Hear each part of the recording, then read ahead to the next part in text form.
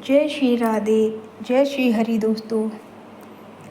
दोस्तों जैसा कि मैंने आपको पिछले वीडियो में पापांकुशा एकादशी से संबंधित शुभ मुहूर्त और पूजन विधि के बारे में बताया था, तो इस वीडियो में मैं आपको पापांकुशा एकादशी व्रत की विधि बताने जा रही हूँ। तो बिना समय गवाए आइए वीडियो शुरू करते हैं। अर्जुन कहने लगे कि हे जगदीश्वर, मैंने आश्विन कृष्ण एकादशी अर्थात इंदिरा एकादशी का सविस्तार वर्णन सुना। अब आप कृपा करके मुझे आश्विन माह के शुक्ल पक्ष की एकादशी के विषय में भी बतलाइए।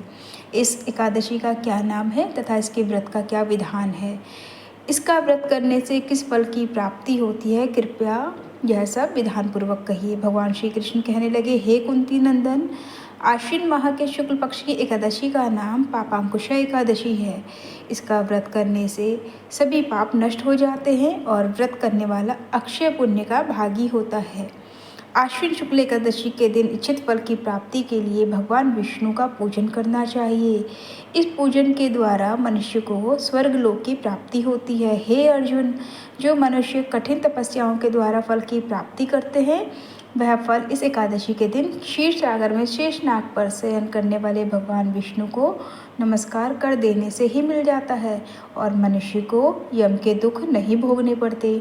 मनुष्य को पापों से बचने का दृढ़ संकल्प करना चाहिए। भगवान विष्णु का ध्यान स्मरण किसी भी रूप में सुखदायक और पापनाशक है, परंतु पापांकुशा एकादशी के दिन प्रभु का स्मरण कीर्तन सभी क्लेशों व पापों का शमन कर देता है। पापांकुशा एकादशी व्रत कथा शुरू करते हैं। प्राचीन समय में विंध्य पर्वत पर क्रोधन नामक एक बहेलिया रहता था। वह बड़ा क्रूर था। उसका सारा जीवन हिंसा, लूटपाट, मद्यपान और गलत संगति कर पाप कर्म में बीता। जब उसका अंतिम समय आया तब यमराज के दूत बहेलिये को लेने आए और यमदूत ने बहेलिये से कहा कि कल तुम्हारे जीवन का अंतिम दिन है, हम तुम्हें कल लेने आएंगे। यह बात सुनकर बहेलिया बहुत भयभीत हो गया और महर्षि अंगिरा के आश्रम में पहुंचा। महर्षि अंगिरा के चरणों पर गिरकर प्रार्थना करने लगा, हे ऋषिवर, मैंने जीवन भर पाप कर्म ही किए हैं।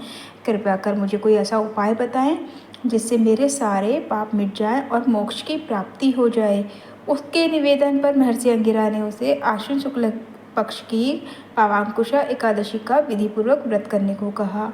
महर्षि अंगिरा के कहे अनुसार उस बहेलिये ने यह व्रत किया और किए गए सारे पापों से छुटकारा पा लिया और इस व्रत पूजन के बल से भगवान की कृपा से वह विष्णु लोक को गया। जब यमराज के यमदूत ने चमत्कार को देखा तो वह बहेलिया को बिना लिए ही यमलोक वापस लौट गए। जय श्री हरि।